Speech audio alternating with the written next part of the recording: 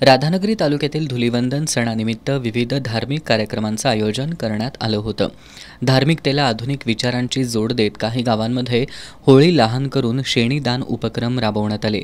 लहान मुलांमध्ये वाद्य वाजवण्याचा उत्साह दिसून येत होता। चक्रेश्वर वाडी आणि मांगोली इथल्या विठ्ठलाई देवीच्या मांडावर हाताच्या बोटांवर गुंडी उचलण्यासाठी भाविकांची गर्दी झाली होती। यामध्ये 10 जणांनी 90 किलो वजन असणारी गोलगुंडी केवळ बोटांच्या सहाय्याने मोठ्या श्रद्धेने उचलली। यावेळी तरुणांनी लेझीम, हुडदी, कबड्डीचे खेळ खेळले। सायंकाळी चिखलफेक, सोंगाड्यांचा कला सादर करण्यात आल्या।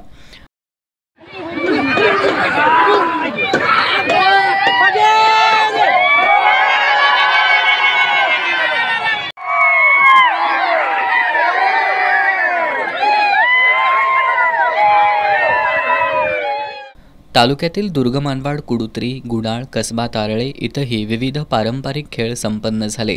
करवीर तालुक्यातील विद्यामंदिर कावणे या शाळेच्या विद्यार्थ्यांनी पोळी दान उपक्रम राबवला। यातून विद्यार्थ्यांनी ऊस तोडणी मजूर आणि परप्रांतीय लोकांना प्रत्येकी 2 पोळ्या दिल्या।